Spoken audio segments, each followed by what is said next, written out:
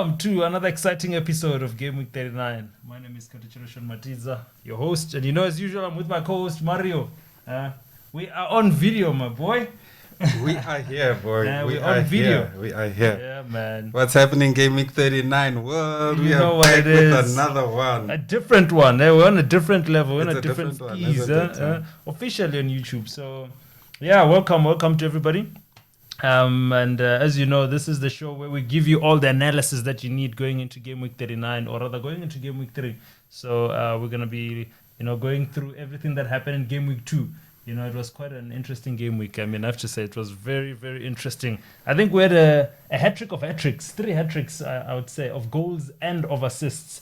We're going to dive deeper into that and discuss more on what really happened there and whether it is too early to go on with a wild card because managers are panicking, Mario. But as I said, more of that. Relax. More of that to go. They should relax. The aim is not to set cut. 100%. But Mario, let's first start with the results. I think the first fixture, we're just having a laugh right now here, off record, about Man United. Let's talk about Brighton, 2-1 versus Man United. Your thoughts on that game? How did you find it? Yeah, I know I should tread lightly. We do have 1 or 2 Man United fans in the house. Just in case you see some video interruption. Yeah, exactly. We're working on goodwill here. So, but yeah, what can we say? United doing United things. I think at the end of the day, they are up and they are down. We saw this last season with them and their performances. They give you hope just to bring it crashing down. We saw Brighton had better opportunities than United, had more of the opportunities. I think it was a fair result at the end. João Pedro coming in at that 5.5 million. Yeah. Quite a bargain. And rewarding those managers that decided to bring him on. Exactly. I see a lot of managers have him in their squad as well. Like I said, the stats speak for themselves. United had 11 shots to Brighton's 15. The pass accuracy was more or less the same. Number of passes more or less the same.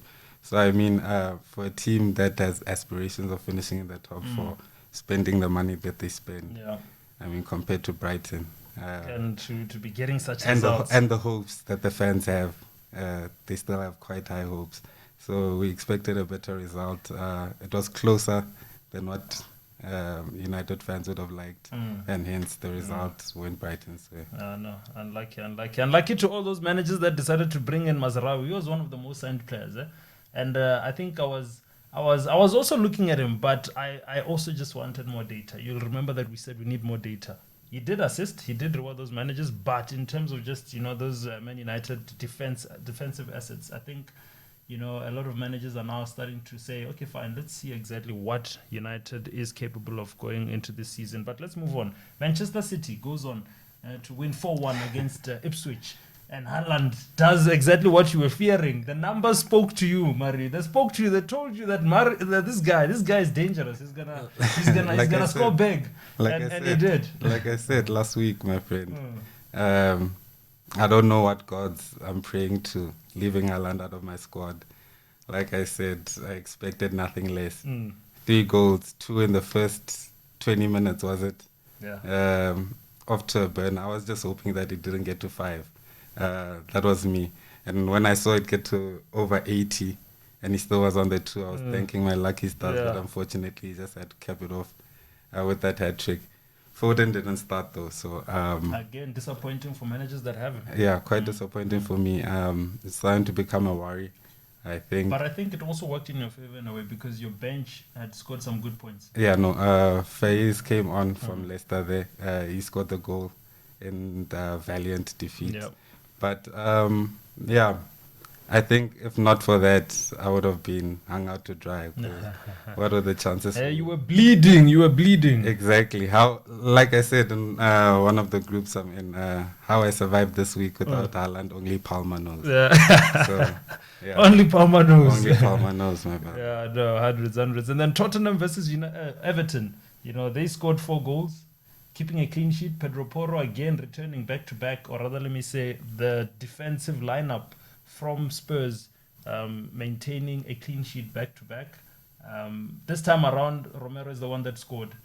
Last week it was Pedro Porro, as I said, and we see, the ever consistent Son, shining, bringing more headaches to managers. Your thoughts on that? Yeah, no.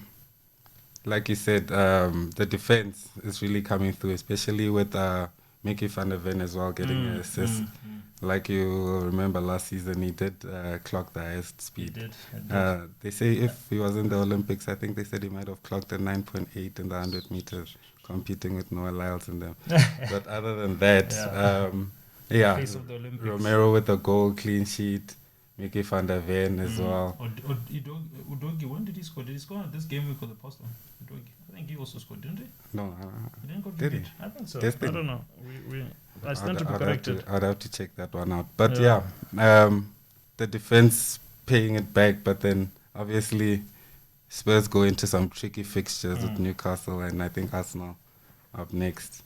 I wouldn't invest too heavily in that defense, but then Son is looking like prime Son again, sitting at that 10 million. Decent price. It's a decent price, but I mean, look at all the options you have at 10 million. Palmer just had the hat trick of assists with the goal. Fernandes is touted as...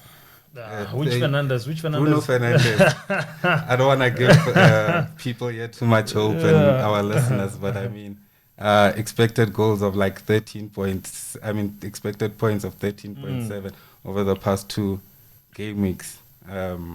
So he could have returned in both game weeks. It's just been unfortunate. What about Garnacho? I have Garnacho, and apparently his goal got disallowed because of some knee, whatever happened when he scored the goal. I think Garnacho, I don't know if you watched those highlights. I didn't catch that.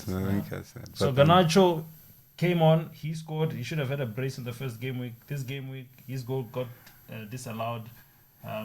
You know how it works, my friend. Can't score, can't win. Can't score, can't get those points, Speaking of can't score, can't win, we move on to Aston Villa versus Arsenal. Watkins just doesn't seem to be able to score. He had a point-blank opportunity. He missed. And then, obviously, we can say the second one, it was a spectacular save from Raya. But, again, as a manager who has Watkins, as more managers, I know there are other managers that are out there that also have Watkins. 9 million, I think it's a lot for a forward who's not... Hey, and you're looking at Havertz in that similar position. Danny Welbeck is sitting at 5 points. Who's been scoring? At 5.5, and he's returning every game week, it looks like, and the fixtures just get better for him. But then I would say don't lose faith. No. He's been proven he had his best season last season. I mean, so what was it, 17 goals, finished third behind Palmer and Haaland, of course. So the fixtures do get better. I believe he plays Ipswich and Leicester in the next 4 fixtures, which are obviously 2 of the 3. Yeah, I think the next 5 fixtures for Aston Villa are probably the best run that most teams have. As you said, it's Leicester, Everton, Wolves, Ipswich also included in that 5. Memory recall, so you can see I'm eyeing. Yeah. I've got he's on the short list. He is on the short list, one to watch. But like I said, the transfers won't come out so easily this game week because they will be used against you in the FPL court of law. So, I mean, you got to be careful how you use those transfers, man, especially when they're banking 5 at a time. No. I mean, I think the next fixture that we're going to talk about is going to get you really excited. And I think you haven't been excited in a long time. You see, the man is even wearing a Chelsea shirt here. Blue is the color. I'm sure you were seeing that, from the top of your voice over the weekend. How did you guys pull out this 6-2 win away from home? Like I said, Kato, it's okay. Okay, let me not say like I said, but it's been coming. It's been coming. I mean, the plethora of talent that is in that Chelsea You mean side. the money laundering that has been taking place? The plethora of talent that is in that blue side. I mean, my brother, come on.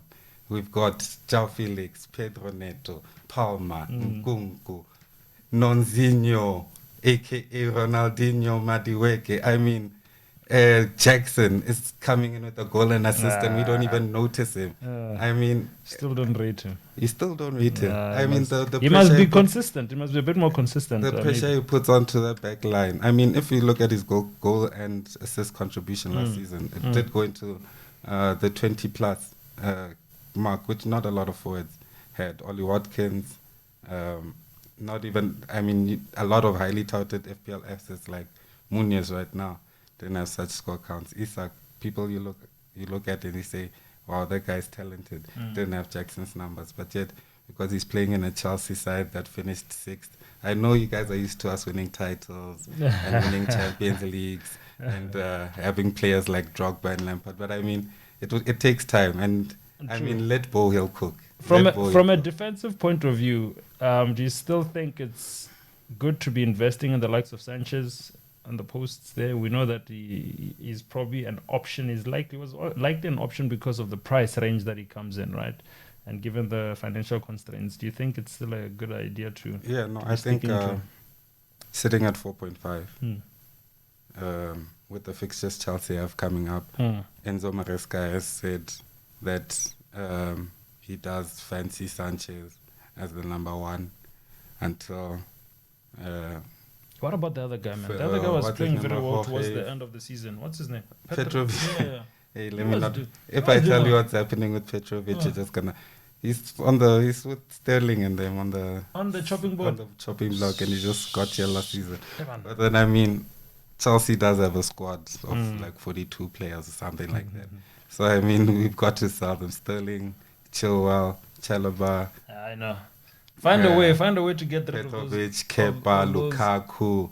I mean, we could go on and on with the players that are surplus to requirements under Enzo Maresca. And I guess it gives the manager a headache. I mean, when you have so many players that all of them, you need to sort of like find a way to play them or get them involved. Exactly. It's a good idea. He was quoted saying that out of the 42 players or something like that, only 23, 24 of them are training with him. Yeah. The other 15, he doesn't see them, so they're not his problem. I was kind of concerned actually with his approach. We'll talk about. Let's not make this a show, but let's move on. Lastly, Liverpool 2-0 against Brentford. The Brentford still doesn't have Ivan Toney. We're not really sure what's happening with Ivan Toney, where he's going. Yeah. I'm not even sure where rumors are saying he's going, because I don't think Arsenal is in that conversation. You know, I'm not sure. I stand to also be corrected on that. But you captained Salah, and we know that Jota still did return, and I think also Salah did return. 10 points. 10 points for you. Damn it. Something. So, and defensively, Trent still also got some points, and he still went out substituted there. I don't know what the thinking behind that is, but yeah, man, your thoughts just on the Liverpool game, the assets. Diaz also coming into the party. Liverpool. So I basically chose Salah over Haaland. You benefited from the first game week. He was voted king of the game week. You know, I did benefit from the first game week. I barely scraped through the second game week, thanks to my guy. Cold Palmer. But then, it was a good game by Liverpool. Solid. I think what Jurgen Klopp managed to do in that team is build a spine, build a base. There's leadership in the locker room. You know what I see there? In comparison to the PSL? Yeah.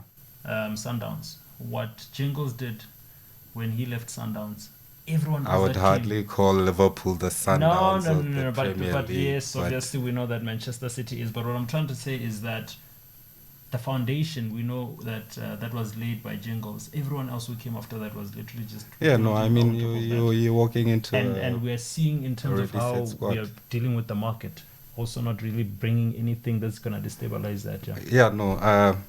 There's this meme by Jose where he says, De Bruyne, Salah, these are investments from the past, not from the present, from the past. Yeah. So that's what comes to mind when I think of Liverpool. These are investments from the past. I mean, true. Salah, Elliott, Alisson, Yeah. Van Dijk, Trent Alexander-Arnold, Robertson. Those are the spine. You just, in all honesty, you just need 4 or 5 players Correct. in a squad who are quality, who And know what then the team everyone is about. else And then starts- it rubs off on Yeah. everybody else, and that's what Liverpool have. No, And as long as Salah, Van Dijk, and Alisson, Trent keep on bringing that high level of football, then Liverpool should be fine. But you should be worried that they are aging out. That these is true. players. That So is true. I That is wonder, true. no Klopp. Trent also running towards the end of his contract, Yeah. this season. So Yeah, maybe Real Madrid may tell him to wait for it to expire and then sign him on a free. who these wouldn't shady- want to join the likes these of shady Mbappe Pires- and these shady and, Pires deals of your guys. So no. No. It's likely going to be the case, and I mean you wouldn't blame such players, the likes of Yeah, no, Dijk, of course. It's difficult to say no to Alisson, the Lily White of Real Madrid. But yeah, moving on. Green arrows, red arrows. Can we speak about that? Where are you in the game week 39 pod? I would have to grab my phone. I'm sure you have looked at it. What do you mean you have to grab your phone? That was the first thing you looked at in the morning. Hey, maybe I just want to talk on it. Maybe I just want to talk on it. No, I can tell you on my side. I think there's a mixture of arrows on my side. Predominantly red.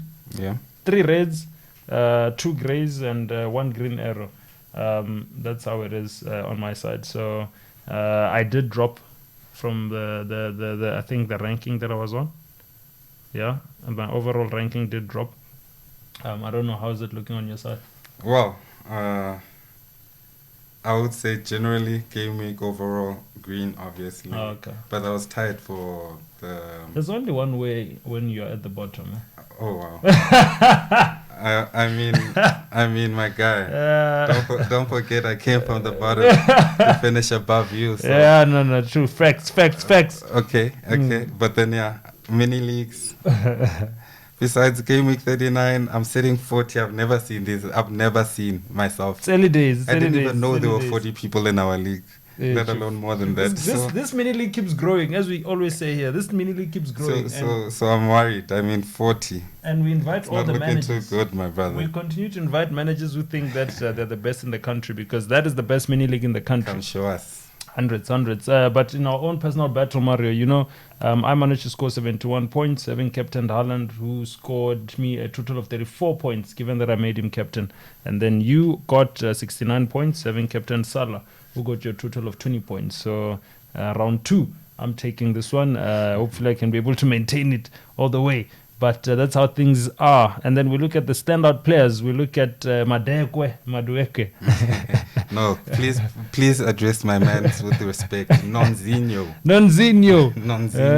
Who was talking nonsense on Instagram at midnight before the game. He said the place trash. I won't say which place, but I never been there, but yeah, that's what we heard. But Madueke, they're scoring 20 points, voted king of the game week, having scored a hat-trick, and currently sitting with the market value, or rather on a market value of 6.5 million, and his ownership as of recording right now, 4.5 million, so sort of 4.5%, which is likely to increase given the fact that a lot of managers will also be looking at his entry level of 6.5 million there as an attractive asset there. And then again, his team player there, Cold Palmer, 17 points, having scored a goal and 3 assists. Apparently, he's the second player since Cesc Fabregas who has ever assisted. Like, I legit think he has the ability to break that 20 assists, 20 plus assists in one season record that's held by Thierry Henry and Kevin De Bruyne. Yeah, no. I think he has a legitimate shot at it. At this rate, I wouldn't disagree. He had so many options even when he was creating those assists. Did you see? It was just like Moses, but it was Wolves. We'll see. 10.5 million. That's his current market value. His ownership is 36.3%. Yes, as you guys chopped there, with such a low ownership. And then to finalize that list, Haaland, 17 points also. Equal with Cole Palmer, having scored a hat-trick. The cyborg is coming to life. 15.1 million. That has gone up. 15.1 million now. And his ownership is currently sitting at 57.8%. Now which is also an extra 0.1 million I have to afford now. Now you have to get an extra 0.1. And the number is going to increase. out my 0.1. What's happening with that Liverpool defense? But anyway. Yeah, no. But disappointing events. I don't know, Mario. I've shortlisted at least 3 here. And this is personally based on my own team, and I believe also other managers that could be affected by this. City conceding, that was disappointing because most of us have Guardiola there. We were expecting Ipswich not to Of score. course not. So I don't know. Unlike the champions, so disappointing. So I don't know if you were affected I don't think by they're that. gonna win the league anymore. I don't know if you were affected by that. Do you have a City defense? No, of course, Guardiola. He's one of the reasons I dealt with you last season. I know he was the one. He literally is the one points. that dealt with me last season. I'll not forget that. So I'll check my disappointing players. Let me just. While you're checking there, also I brought Newcastle, specifically picking out Isak. Yeah, no. I think we really have to think about that guy's position in our lives, because he is really causing a big headache, and he's 8 million. Back to back, no returns. He played Southampton, and then what was his last fixture? Bournemouth. Who were expecting goals, and I mean Bournemouth doesn't even have Dominic Solanke anymore. Correct. So expecting much better from him. Unfortunately, we stuck with him. Unless you want to jump to Ollie Watkins. He was right on my list here. Which is one of the options, as I mentioned earlier on. Danny Welbeck being another option. Muniz is also one that's disappointing. So I don't know. Has he been getting chances though? I would say he's been getting a fair decent amount of chances. I mean, if Emil Smith Rowe managed to score his debut goal also.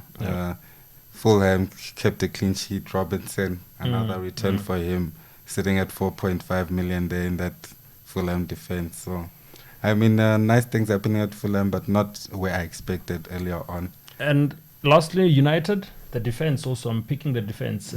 I never rated this Ziggy guy to be someone who's going to go and score in game week 2, but defensively, Onana was someone who, seeing that they kept a clean sheet the game before, and Muzarawi, of course, I was trying to see. the 3 bonus points for Muzarawi. Didn't he finish with 9 total points last game week? So I was looking around the assets to see, especially at the price that he comes in, to see how I can be able to swap out some of my players, regain that 1 million that you need, or that 0.1 million that you need to bring in. I told you earlier on, leave a reasonable that margins, those margins. Margin for error.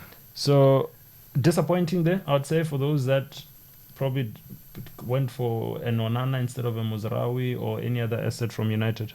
Defensively, that is. I would say you get what you pay for. So, I mean... 9 points is a lot for 4.5. Eh? I mean, you get sometimes you get the 9 points, and then sometimes you get the 4 points. Yeah. And then don't be surprised if you get the ones in a consistent level. Yellow cards, no returns, and whatnot. Like I said, we've got this hoarding culture in FPL where one player returns, we all wanna rush to him and buy him, and then it leaves the prices fluctuating very fast. Like I said, a lot of people dropped Kwanzaa, went for Mazarawi. Kwanzaa comes back now. Kwanzaa goes down. Mazarawi goes up. Kwanzaa goes back into a more stable Liverpool defense. And Man United goes back to being what we know Man United to be. I mean, then it balances itself out. Shots fired. But then, I would say... with Mazarawi, if you bought him in game week 1, you got the 9, you got the 4. I mean, you're playing with house money at this point. You could see, but he's 4.5 million, almost a guaranteed start at United. So you could keep him, put him on the bench. It wouldn't be any skin off your nose. But I wouldn't bring him in right now, especially going to that Liverpool. We know that they've given them 5 at Old Trafford and whatnot. So it's not looking promising. You might end up with a -1 there. Speaking of the upcoming fixtures there, as you said, United coming against Liverpool. We've seen in the past few game weeks, or rather few games in the past seasons, how they've turned out. United have really, Liverpool have been quite heavy-handed in terms of, ruthless. Whenever they dealt with United. They spare the rod, spare the child. The memes. Spare the rod, spoil the child. You see, so that's what Liverpool has been doing. There are memes going around. Which I don't think they're lesson. suitable. They're suitable for this platform. But what can we expect? I like to be a bit cautious, as much as I would like to be optimistic to say we know what's gonna happen. We're gonna get the job done. But United, we saw in the second fixture of last season that they were the beginning of our downfall. Where they got that hunger to step up. We saw them knock us out from the FA Cup. It was just the beginning of everything there. I don't know. Should Liverpool be cautious? I mean, last season Liverpool was Mo Salah and Jurgen Klopp were holding each other with washings on the sidelines there. Washings being the clothes on the for those who don't know the slang. Yeah. I mean, they for our international viewers, they nearly came to blows there. So I mean, it was Man United taking advantage. Obviously, okay, I don't want to sound like a United hater. I think it's time to go down that road. But United, what I'll give United, they have the ability to turn it on. Yeah. They have the ability to turn it on for consecutive period of time, but they have the ability to turn it off for even longer period of time. So they are very inconsistent. They were like, there was no difference between United and Chelsea last season except for the fact that Chelsea spent most of their time at 10th, and then United, when they went through that period where they were losing, was at the end, and then Chelsea just came and leapfrogged them and finished 6th after being 10th for like 50% of the season. Yeah. So, I mean, last season Liverpool were going through some ups and downs. It looks like everyone's happy. The players are happy with the situation now at Liverpool. Obviously, still a lot to be revealed going forward. But I think if United begin to unravel these memes, get to the players' heads, Rashford and Anthony and all of these players don't come to the party soon, because they're really relying on these players, and I don't think we've seen Marcus Rashford for 2.5 years, to be fair with you. I don't know where he's at. I agree. So if they don't come to the party soon, Liverpool is one of those teams, they take advantage. Yeah.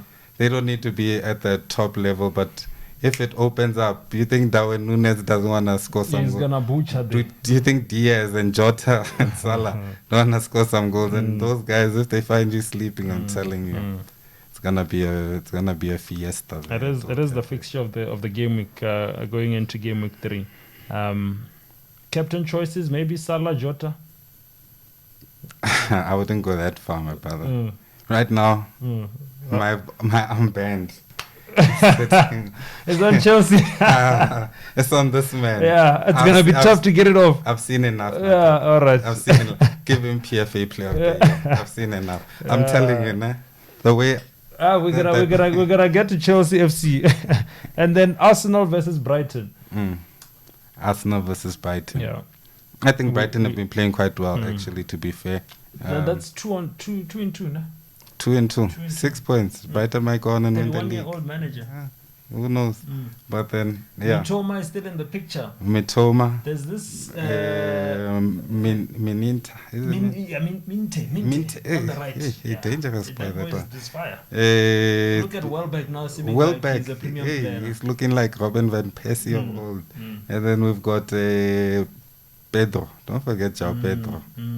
I know Man United won't forget him. So don't you. And then Adringa as well.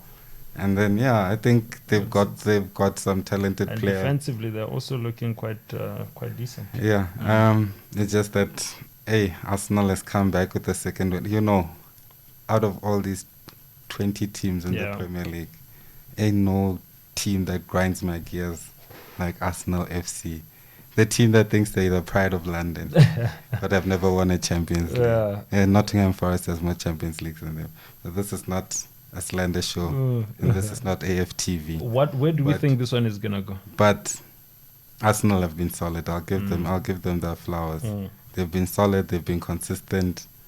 I think it could be a difficult one for them, but I have to give it to Arsenal. I think Arsenal edge it. They might edge it 2-0 or 2-1, 3-1, somewhere in that ballpark. But more likely than not, Arsenal keeps a clean sheet. Yeah, I think so. Gabriel, I'm leaning towards keeping a clean sheet. I think it is going to be tight. Yes, so with Gabriel and Saliba there in the center. Look at Raya. Calafiori also came on. But then, I mean, I don't know what his minutes are looking like, to be fair. But then I'll also say, look at Raya. Last game week, 9 points. This game week, 10 points. I left him on the bench, my brother, for a Sanchez who got me 1 point. I mean, I agree. You have emotional attachments. That's your problem. I'm blue to the bone. I think we're agreeing that it's likely going to go Arsenal's way now. Yeah, but then one thing that also shows me with Raya collecting 3 bonus points, is that Arsenal is conceding chances. Arsenal is conceding chances. And if they're not careful, they will get hurt and they'll get burnt sooner than later. Newcastle versus Tottenham. Newcastle hasn't been as impressive this season. But on the contrary, Tottenham seem to be getting results. They seem to be getting results. Coming from a 4-0 win, I think there's some confidence going into the direct Sports Direct Stadium there to face Eddie Howe's team. Yeah, no, Postecoglou.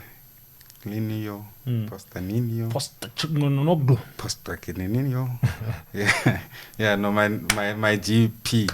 I'll just call him P. Yeah, my GP. Yeah, no, he's got something going there. Yeah. He's got something going. They're playing some attractive, free-flowing football. Actually, when I saw Dominic Solanke get injured, he's due to come back on the 1st of September. How far is that from now? That is on Sunday.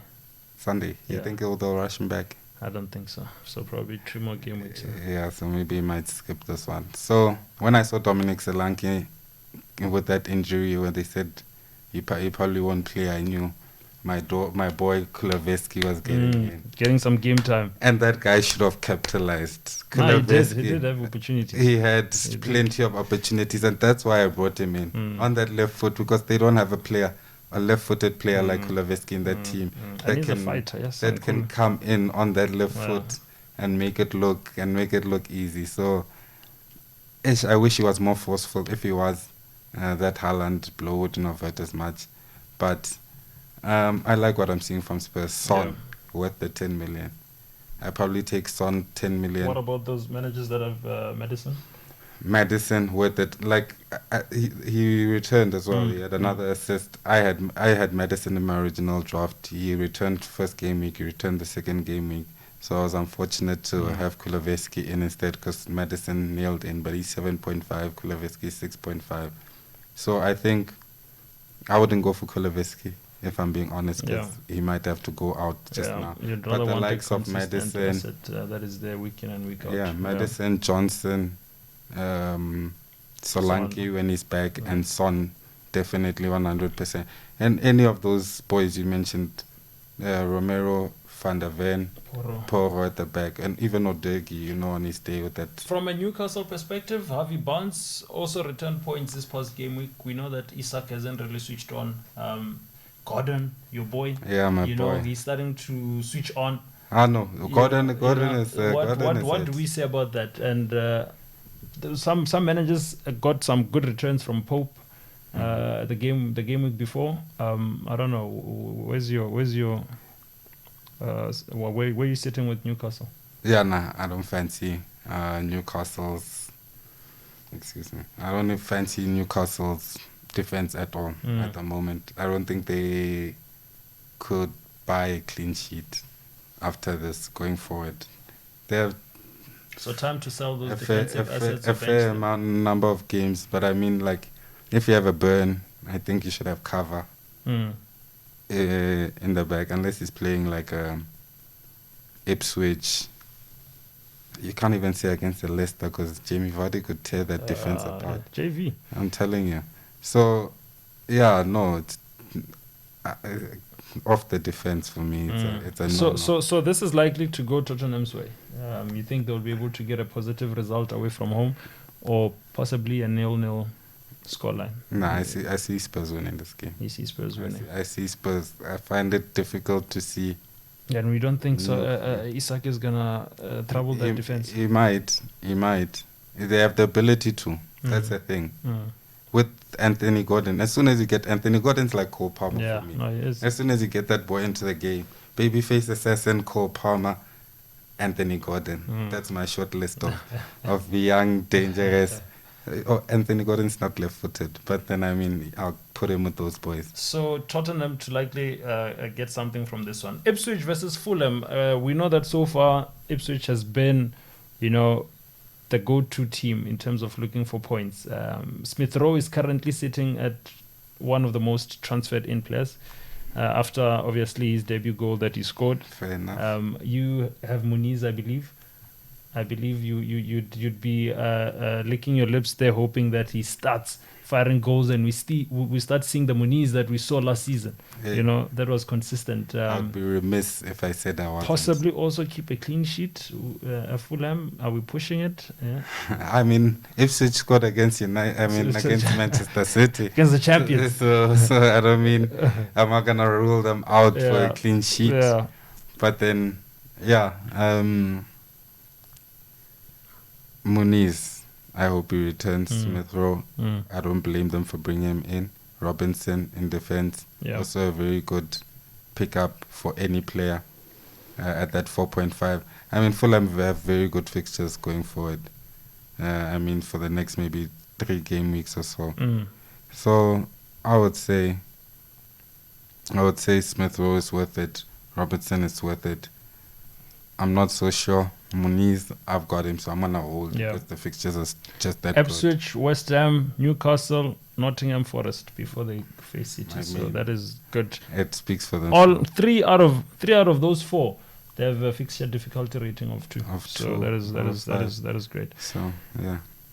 Captain and vice captain: Haaland, Palmer, or Salah? I want you to give me the captain. Salah's playing United. Haaland plays West Ham. Haaland plays West Ham. And and Palmer goes to Christ. Didn't West Ham just beat Crystal Palace? West Ham is no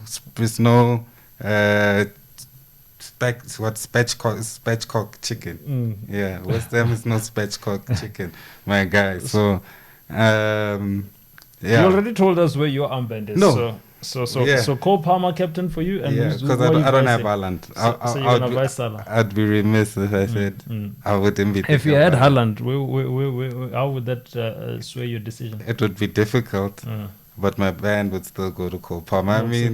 If you guys watched that game, I think it's already the game of the season for me. That 6-2 against You Wolves. sound like a Chelsea fan. Nah, but my brother, go back. Get the tapes. Get the receipts, brother. Let's have a look at... So you heard for Mario, Palmer, vice-captain Salah in the absence of Haaland. But even if he had Haaland, Cole Palmer was still likely going to be your captain.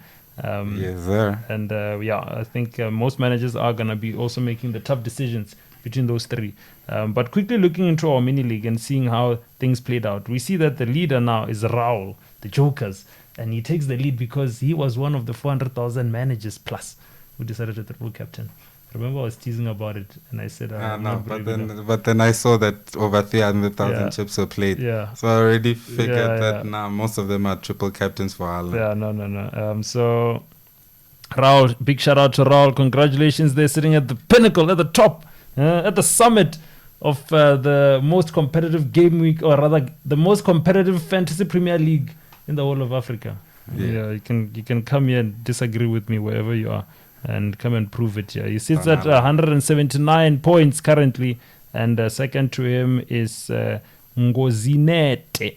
Apologies for butchering your name, manager. Mariska. With 153 points, and then third is Bastian. Mariska. Any relation to Enzo Mariska? I have no idea. No, not that Mariska. M.A. Risky. Riska. And then third is Mariska. Oh, pretty cool name. Pretty cool. We should do a list, actually. We should do that definitely in the next episode. You must run with that one. Remember that last season we did it. Definitely. We had some top dopest names. I think we should see. I'm quite who's boring winning. though. I go with the same Blue Magic. maybe. That drug doesn't Blue work Magic no more. FC. I mean, have you ever watched American Gangster? I have. Bastian, sorry, he was the leader last game week. He was at the summit. Now he's third, the Punisher 07 with 152 points there. So just one shy from second position. But yeah, that's currently how the standings are on our mini league. But in conclusion, I mean, as we said, we promised our audience that we are going on YouTube, and we'll finally deliver. We are here. We are definitely here, guys. So a lot is still going to happen. A lot is still, in the pipelines, in the plans. As you can see, the studio is coming together. But you must just keep a lookout. I don't know. I don't think they're ready for what's coming. So we have a lot. We have a lot. We're gonna get some. Those things. Those things that they do there in the Premier League there with the tactics and whatever. Tell them that we're gonna be putting such. The PowerPoint. So Mario is gonna be coming through with those numbers, so that you guys can be able to visually see this in the comfort of your couches there. But yeah, that is that. And remember that. Do subscribe, do follow us. As we said, on YouTube, we're there. Game Week 39 podcast. Make sure that you do follow us there. You hit the bell, you subscribe. We really appreciate every single like, every single follow, because it goes a long way in growing this channel. And it's been over 3 years, and we're still pushing. And you best believe that a lot is still on the pipeline. Fight on. You know what it is. But just as a reminder to all the managers, Game Week 3 deadline is on Saturday, the 31st at midday. So make sure that you get all the teams sorted. You get those captains, you get those transfers going, you get those, bench. That bench is very important. Hey, bro. Putting that player as a third sub can be the difference between you winning your mini league. For me, actually. You know what I'm saying? 8 points from the bench. So make sure that you secure that bench, and you have your team sorted by then. But yeah, I think we have to close this. This was fun. I'm sure we can go on for a long time, as we said. A lot is still going to be happening here. You're going to be seeing a lot popping. Some of the guests coming on here. As we said, the whole point of this is so that you guys can, associate the face with the managers. Those managers that you're seeing, over 62 plus managers in our mini league that are competing week in and week out competitively. Now you'll be able to see them, when they come on and join our show. But besides that, that is it from my side. Mario, in closing, any last words for the managers? Break the third wall, like I always say. Keep your eyes on the numbers, your numbers in the mind. Be careful. The substitutes are important. And like I always say, men lie, women lie, but numbers never lie, baby. You heard. That is it from us. And we out. Peace.